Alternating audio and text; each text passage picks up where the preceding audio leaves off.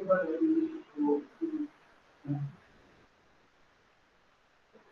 है। तो सपोज मेरे पास एक ओपन लूप ट्रांसफर फंक्शन है। तो ओपन लूप ट्रांसफर फंक्शन में यहाँ पे आप देखिए नंबर ऑफ पोल्स कितने हैं, 0 है। सॉरी, नंबर ऑफ पोल्स कितने हैं, 3 है, और नंबर ऑफ जीरो 0 है, right. Number of poles means p equal to 3 हो गया, number of zero z equal to 0 आ गया, that means 3 minus 0 that means 3। यहाँ पे नंबर ऑफ एसिम्पटोट्स कितनी आएंगी, 3 आएंगी। अगर नंबर ऑफ एसिम्पटोट्स अगर 3 है, दैट मीन्स यहाँ पे नंबर ऑफ वैल्यूज कितनी आएंगी, 3। k की जो वैल्यू कितनी आएंगी, 3 आएंगी, that means k equal to 0, k equal to 1, k equal to 2।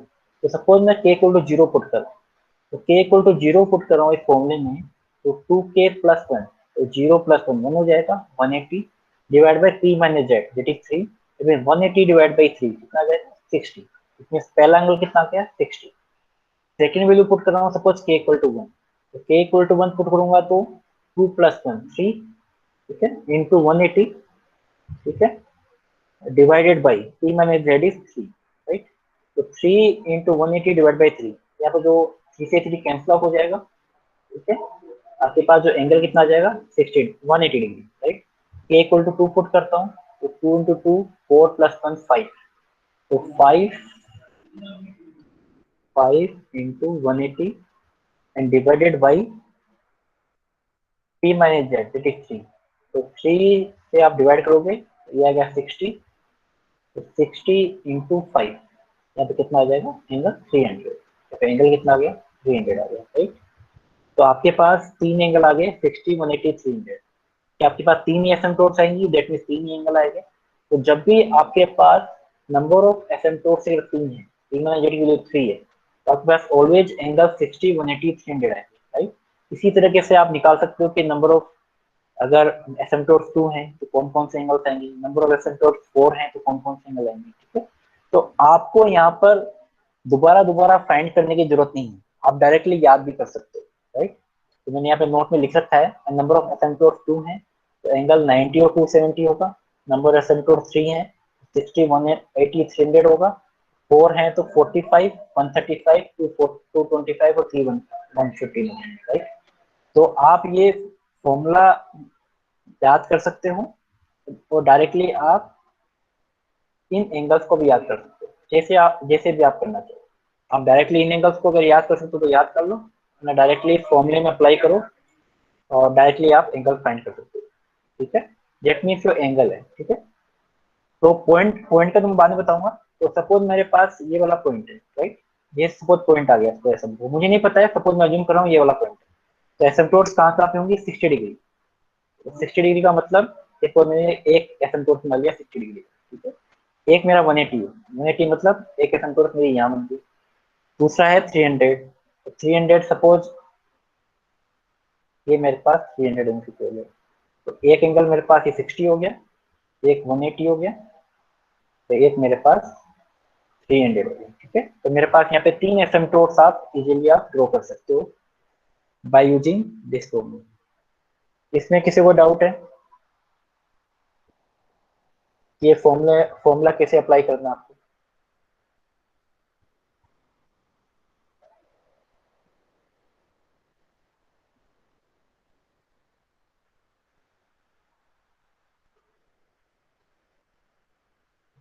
Clear है? अब अपन बात करते हैं कि वो पॉइंट कैसे निकालें, ठीक है। भाई आपको किसी भी एसिम्पटोट प्लॉट करने के लिए क्या चाहिए, पॉइंट चाहिए। मैंने बताया था आपको, एक तो पॉइंट चाहिए और एक एंगल चाहिए। तो एंगल तो आप फाइंड कर चुके हो, तो उस पॉइंट को कैसे आप फाइंड करोगे कि रियल एक्सिस पे ऐसा कौन सा पॉइंट होगा जिसपे अपन एसिम्पटोट ड्रॉ करें, ठीक है। उस पर्टिकुलर पॉइंट्स को मैं यहाँ पे बोलता हूँ, उस पर्टिकुलर पॉइंट को बोलता हूँ सेंट्रोइड। यहाँ पे अपन इसको डिफाइन करेंगे सेंट्रोइड से, ठीक है। तो मैथमेटिक्स में सेंट्रोइड अलग तरह से डिफाइन होता है, यहाँ पे रूट लोकस प्लॉट कर रहे हैं या सेंट्रोइड ऑफ एसिम्पटोट्स बोलेंगे इसको, ठीक है। तो रूट लोकस प्लॉट कर रहे हैं, तो इस पॉइंट को मैं बोलता हूँ सेंट्रोइड ऑफ एसिम्पटोट्स, जिसपे एसिम्पटोट्स यहाँ पे फ्लो करने वाले हैं, राइट। तो इसको अपन टेक्निकल टर्म्स में बोलेंगे सेंट्रोइड ऑफ एसिम्पटोट्स। का मीनिंग क्या है, point of intersection of asymptotes, point of intersection of asymptotes. का मीनिंग क्या है कि जितने भी एसिम्पटोट्स हैं वो उन सबका इंटरसेक्शन पॉइंट, या मैं इसको और तरीके से डिफाइन करूं कि ऐसा पॉइंट जिसमें अपन एसिम्पटोट्स को प्लॉट करें, जैसे भी आप समझो। तो वो पॉइंट कहाँ पे होगा? With real axis. कहाँ पे होगा? सिर्फ और सिर्फ रियल एक्सिस होगा। It is called centroid of एसिम्पटोट।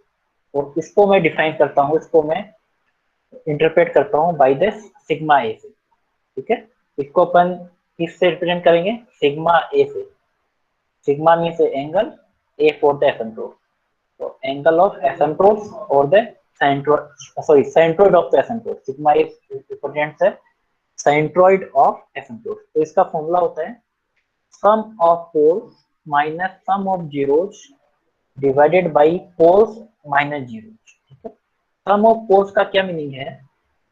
ठीक है, सम ऑफ पोल्स का क्या मीनिंग है? जो भी आपके पास पोल्स आ रहे हैं, ठीक है, उनका सम। ठीक है, सपोज इस पर्टिकुलर क्वेश्चन में जो भी पोल्स हैं वो कौन कौन से हैं? 0, -2, -4। तो इन सबका सम, तो सम कितना हो जाएगा? 0, -2, -4। इसका सम का सम कर दिया। जीरो यहाँ पे कोई प्रेजेंट नहीं है। ठीक है, जीरो यहाँ पे कोई प्रेजेंट नहीं है। दैट मीन्स अगर कोई भी जीरो प्रेजेंट नहीं है तो by default we are assuming zero. तो उसको मैं किससे इंडिकेट करूंगा? जीरो से। Number of poles minus number of zero. Number of poles आपके 3 हैं, ई की वैल्यू 3 है। नंबर ऑफ जीरोस कोई नहीं है, that mean zero. That mean 3 minus zero. इसको आप सोल्व कर लीजिए। -6 डिवाइड बाई 3। और -6 divide by 3 that mean -6 divide by 3 that is -2। Right, that means जो पॉइंट होगा, जो रियल एक्सिस पे जो मैं प्लॉट करूंगा एसिम्पटोट्स को, दैट इज -2। राइट, तो इस पर्टिकुलर फॉर्मूले से sum of poles minus sum of zero divide by number of poles minus number of zero, उससे आप सेंट्रोइड फाइंड कर सकते हो। Centroid means intersection of the asymptotes. Right, इसमें किसी को डाउट है इस वाले पॉइंट में?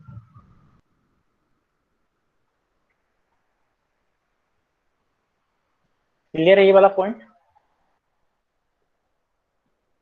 ठीक है, अब देखो इसे मैंने यहाँ पे ड्रॉ कर भी रखा है। ठीक है, ये मेरे पास -2 है, वो पॉइंट आ गया।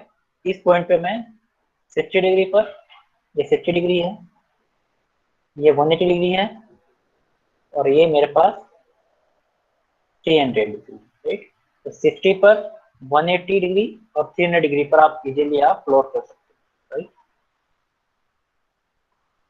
क्लियर है?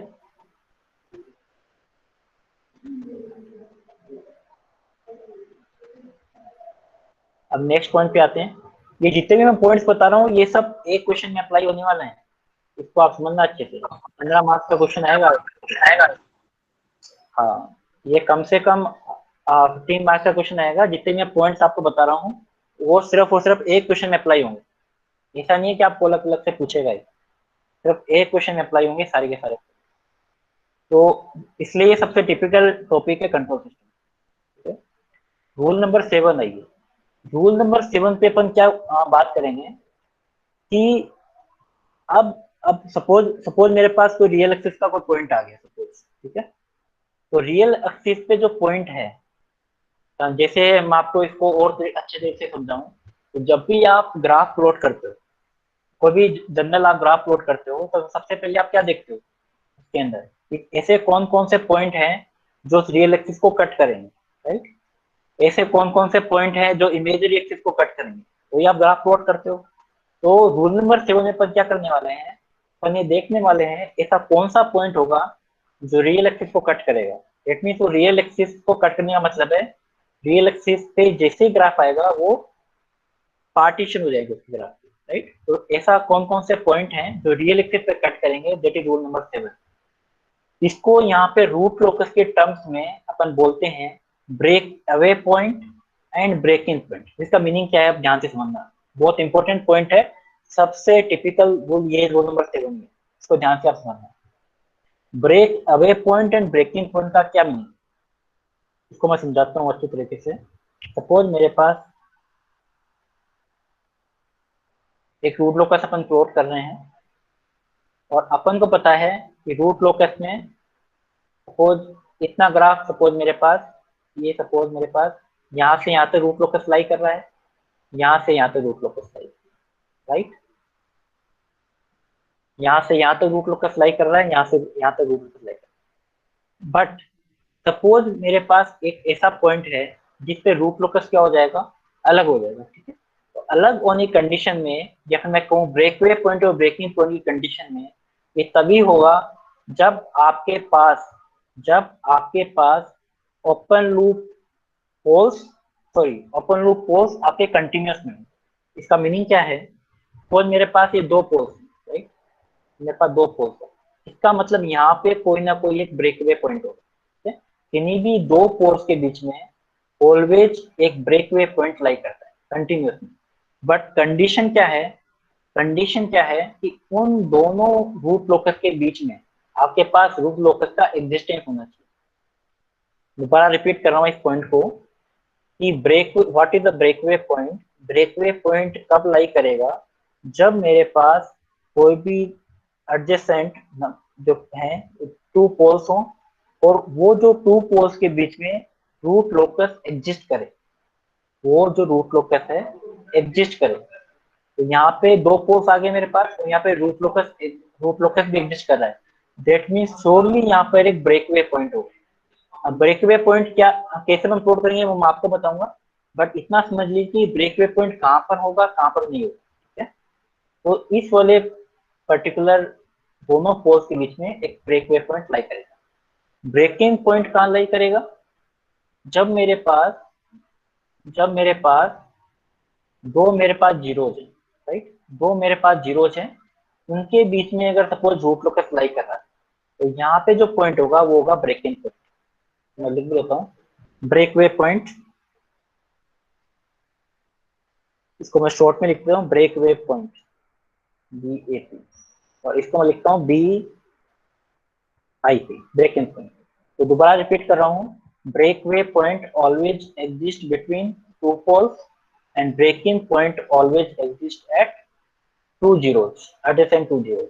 But condition is there always existence of root locus between either two poles or either two zeros. जो मैंने बताया अभी तक, जो बताया वो समझ में आ रहा कि नहीं आ रहा। तो ये वाला पॉइंट रूल नंबर 7, इतना मैंने आपको समझाया वो आ रहा कि नहीं आ रहा, ठीक है। तो ब्रेक वे पॉइंट कहाँ एग्जिस्ट करेगा, दो पोल्स के बीच में, और ब्रेक इन पॉइंट कहाँ एग्जिस्ट करेगा, दो जीरो के बीच में। अब मैं आता हूँ कि ब्रेक वे पॉइंट और ब्रेक इन पॉइंट है क्या। ये ब्रेक वे पॉइंट और ब्रेक इन पॉइंट है क्या, ठीक है? अब इसमें मैंने लिख भी रखा है, इसको ध्यान से समझिए। If root locus lies between two adjacent open loop poles on the real axis, then there will be at least one breakaway point. लिख रखा है इसमें, अगर मेरे पास दो पोल्स हैं एडजेसेंट, तो उसके बीच में एक ब्रेकवे पॉइंट लाई करेगा ही करेगा, ठीक है। Similarly, if root locus lies between two adjacent zeros on the real axis, then there will be at least one breaking point. Breaking point. अब ये ब्रेकवे पॉइंट और ब्रेकिंग पॉइंट का मीनिंग क्या है, वो मैं आपको समझाता हूँ कि ब्रेकवे पॉइंट और ब्रेकिंग पॉइंट का मीनिंग क्या है। ब्रेक अवे का पॉइंट का मीनिंग ये है कि जब भी मैं रूट लोकस की बात करता हूँ, तो root locus always plot from poles to zeros, poles to zeros. तो जब भी मैं रूट लोकस की बात करता हूँ, तो आपके पास जो भी रूट लोकस का जो डायरेक्शन है, ये पे डायरेक्शन की मैं अभी तक बात नहीं किया हूँ, वो पॉइंट शायद मिस हो चुका है। तो डायरेक्शन ऑलवेज जो डायरेक्शन होगा वो पोल से स्टार्ट होगा और जीरो पे खत्म होगा। Root locus always start from poles ending to zero. Suppose मेरे पास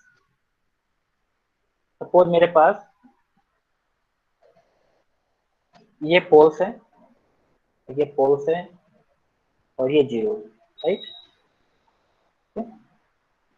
अब ये पोल्स और जीरोज हैं, तो रूट लोकस ऑलवेज कहां से स्टार्ट होगा, पोल से, और जीरो पे खत्म होगा, राइट।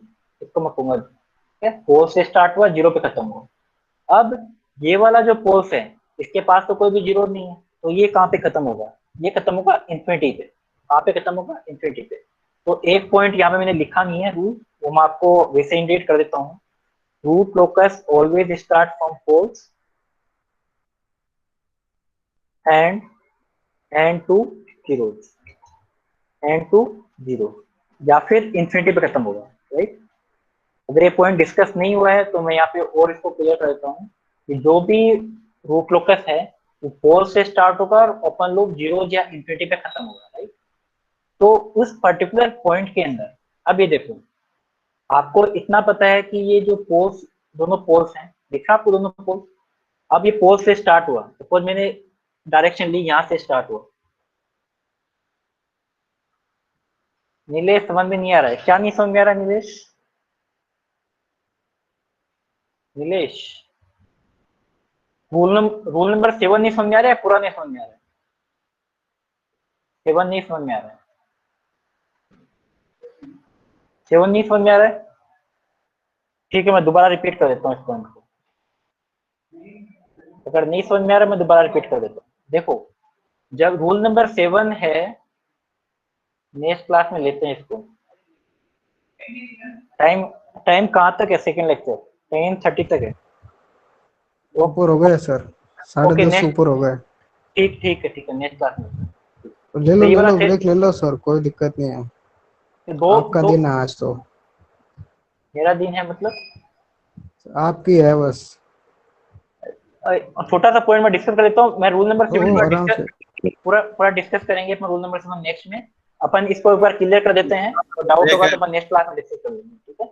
तो मैं ये कह रहा था कि ब्रेकवे पॉइंट कैसे एग्जिस्ट करेगा। आपको पता है कि जो रूट लोग कैसे स्टार्ट होता है, पोल से, खत्म होता है जीरो पे या इंफिनिटी पे, राइट। तो सपोज इस पोल से स्टार्ट हुआ, इधर मैं चला, ठीक है। ये भी रूट लोकस यहाँ से स्टार्ट होगा, ये भी इधर चला, ठीक है। स्टार्ट होगा पोल से, खत्म होगा जीरो पे। तो कोई भी यहाँ पे जीरो नहीं है। ये भी रूट लोकस यहाँ इस तरफ मूव हो रहा है, ठीक है। ये भी जो पोल, जो रूट लोकस है वो यहाँ पे मूव हो रहा है। आपको पता है स्टार्ट होता है पोल से, खत्म होता है जीरो पे या इंफिनिटी पे। तो ये न तो यहाँ पे जीरो है, न यहाँ पे इंफिनिटी है। डेट मीन्स इसके बाद में ये जो रूट लोकस है वो क्या करेगा, मूव करेगा, यहाँ से मूव करेगा, ठीक है। अगर यहाँ पे जीरो होता, जीरो पे होता तो रूट लोकस यहीं पे खत्म हो जाता। बट यहाँ पे न तो जीरो है न इंफिनिटी है, तो रूट लोकस यहाँ से स्टार्ट होगा, यहाँ, और ये भी यहाँ से स्टार्ट होगा। दैट मीन्स यहाँ पे क्या हो रहा है, यहाँ पे क्या हो रहा है, डिसकंटिन्यूटी आ रही है। दैट मीन्स यहाँ पे क्या होगा, रूट लोकस ब्रेक होगा। तो ब्रेक होके जो ब्रेक अवे पॉइंट, मतलब इस पॉइंट से अवे जा रहा है, ब्रेक हो गया पॉइंट, रूट लोकस ब्रेक हो गया और बाहर की तरफ जाएगा। ऑब्वियसली बात है, तो जीरो पे जाएगा, इंफिनिटी पे जाएगा। जीरो तो मेरे पास है नहीं है, अब कहाँ पे जाने वाला है, इंफिनिटी पे जाने वाला है। That's why it is called, ये जाएगा बाहर की तरफ। इसलिए मैं इसको बोल रहा हूँ break away point. Break away मतलब ब्रेक हुआ तो बाहर की तरफ गया, अवे साइड, इसलिए that's why called break away point, right. अब ब्रेक इन का क्या मतलब है? ब्रेक इन का मतलब है कि आपके पास जीरोज हैं, दो जीरोज है। इसका मतलब जीरो का मतलब है कि आपके पास रूट लोकस यहाँ से कहीं पे आएगा, यहाँ पे रूट लोकस जो है ऑलवेज आएगा, क्योंकि एंड कहाँ पे होने वाला है, जीरो पे खत्म होने वाला है। दैट मीन्स ये वाला जो पॉइंट है वो ब्रेकिंग पॉइंट है। इसका मतलब क्या हुआ, यहाँ पे ब्रेक इन पॉइंट मतलब कि ब्रेक होके आपके पास यहाँ पे इनसाइड में मूव हो रहा है। इसलिए इसको बोल रहा हूँ ब्रेक इन पॉइंट, मतलब ब्रेक होके आपके पास ये पॉइंट है वो अंदर की तरफ आ रहा है, इनसाइड आ रहा है। That is called break in point. तो ये ब्रेक अवे है और ये ब्रेक इन है, राइट। तो इसको अपन नेक्स्ट क्लास में डिस्कस कर लेंगे, ठीक है। इस वाले पॉइंट को अपन अगर नहीं समझ में आ रहा तो नेक्स्ट क्लास में डिस्कस कर लेंगे। सर वो नेक्स्ट क्लासेस होगी या फिर उसमें भी आपके होगी? और नेक्स्ट क्लास में पता नहीं है मुझे। अरे हाँ सर, यूट्यूब चैनल का क्या हुआ सर? क्या हुआ? यूट्यूब चैनल का क्या हुआ? उसमें मैं आपसे डिस्कस करूंगा नेक्स्ट क्लास में ना। अभी फोन आ गया क्या सर? वो तो कब का आ गया। क्या अच्छा हुआ? उसमें क्या है कि फोन में एक्चुअली क्या है कि एक्सटर्नल माइक नहीं है, ये प्रॉब्लम हमारी थी। अच्छा। तो उसको मैंने रिटर्न कर दिया है। दूसरा माइक, दूसरा फोन ले रहा हूँ। दूसरा कौन सा ले रहे हो? देखते हैं। तो एक्सटर्नल माइक उसमें क्या है कि 3.5 में जेक नहीं है, तो उसमें प्रॉब्लम है। बजट बताओ, फोन बढ़िया बता एक्सटर्नल दो। सो माइक, एक्सटर्नल एप्पल माइक, का आता है सर, छोटा सा फोन आता है एप्पल का। एक्सटर्नल माइक सपोर्ट नहीं करो। तो बजट बताओ, आपको बढ़िया फोन बता देंगे सर। ठीक है। सो एक एप्पल का है सर, दिव्या पास। भाग्य से। इसकी बात सुन के सर भाग गए। अरे रिकॉर्डिंग बंद करके जाते हैं यार। अरे यार ये मतलब क्लास ली पड़ दी पर रिकॉर्डिंग ऑन कैसे है रे? जाचू है technology bro, technology. Software record होगा रहा है, फिर लीव तो कर दिया। कॉलेज कॉलेज वाला सॉफ्टवेयर करने वाला। अरे भाई अरे हैप्पी बर्थडे ऐसा रावत। ज़ेनफोन 7 ले लो सर। अब अपने अपने सीएस के टीचर्स में बैठ के बनाया था सॉफ्टवेयर। रावत रिकॉर्ड हो हैप्पी रहा है। बर्थडे। कहाँ है रावत्या? यूं? बर्थडे है आज उसका। अरे वाह, कहाँ है रे?